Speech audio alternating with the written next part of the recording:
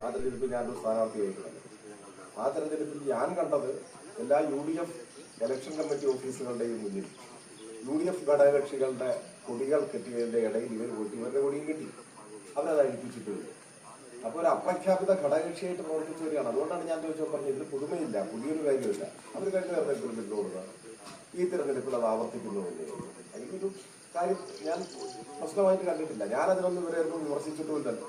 നിങ്ങൾ ചോദ്യം ചോദിച്ചപ്പോൾ ചോദ്യത്തിന് മറുപടിയായി അവർ ഉയർത്തിപ്പിടിക്കുന്ന നിലപാട് മതനിരപേക്ഷതയെ ശക്തിപ്പെടുത്തുന്ന നിലപാടല്ല എന്ന പൊതു വിമർശനം പറഞ്ഞൊന്നുമില്ല. അവർ ആർക്കും പിന്തുണക്കാൻ നമുക്ക് തദ്ദേശ സ്ഥാപനങ്ങളിലും വെൽഫെയർ പാർട്ടിയും LDF-ഉം ഒരു സഖ്യകക്ഷിയെ പ്രവർത്തിക്കുന്നുണ്ട്.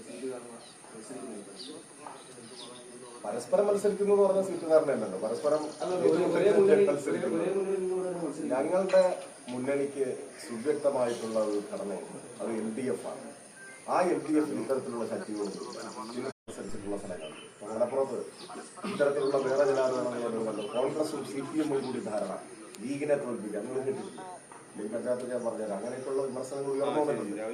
അത് രാഷ്ട്രീയ പാർട്ടികൾ തമ്മിൽ രൂപപ്പെട്ടു വന്ന സഖ്യമൊന്നുമല്ല. CPM-നും കോൺഗ്രസിനും യോജിക്കാനൊന്നും പറ്റില്ല. എന്നാൽ ചില പ്രത്യേക പ്രദേശത്ത് മുസ്ലിം ലീഗിന്റെ ജനാധിപത്യ വിരുദ്ധമായ നീക്കങ്ങളോട് വിയോജിപ്പുള്ള കോൺഗ്രസ് ആശയഗതിക്കാരും ഇടതുപക്ഷ ആശയഗതിക്കാരും ഒക്കെ ഒരു മുകൾ തട്ടിൽ ആലോചിച്ച് രൂപപ്പെടുത്താത്ത ഒരു യോജിപ്പ് വളർന്നുണ്ട്.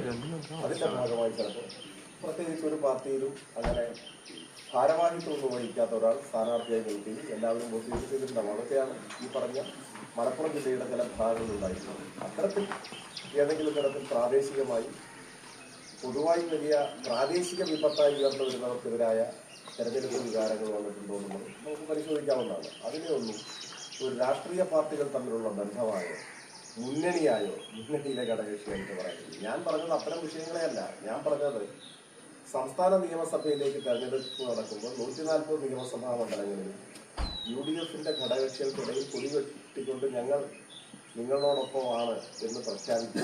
നിങ്ങൾ ഞങ്ങളെ ഔദ്യോഗികമായി എടുത്തില്ലെങ്കിലും നാളെ എന്തെങ്കിലും നിങ്ങൾ എടുക്കും എന്ന പ്രതീക്ഷയിൽ ചെയ്ത ഒരു വിഭാഗമാണ്. അത് നമ്മൾ അതിനോട് നിഷേധിക്കട്ടെ. നമുക്കതിൻ്റെ വസ്തുതകൾ മുന്നിലുണ്ടല്ലോ. ഞാൻ പറഞ്ഞാൽ അതിൽ നമുക്ക് വിരോധമില്ല. മതരാഷ്ട്രവാദികളുമായി മതരാഷ്ട്രവാദവുമായി യോജിച്ചു പോകാം എന്ന് UDF തീരുമാനിച്ചു കഴിഞ്ഞാൽ അതിനെ ഒരു രാഷ്ട്രീയ നിലപാടെന്ന നിലയിൽ വിമർശിക്കുകയല്ലാതെ അതിന് മറ്റു പ്രശ്നമൊന്നും അത്രയും ഒന്നും ഒത്തിരി പറഞ്ഞിട്ടുള്ളൂ.